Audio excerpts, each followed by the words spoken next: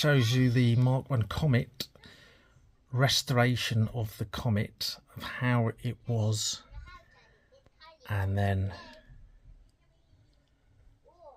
how it was restored so fantastically here at the de Havilland Museum, which I highly recommend a visit. Absolutely phenomenal here.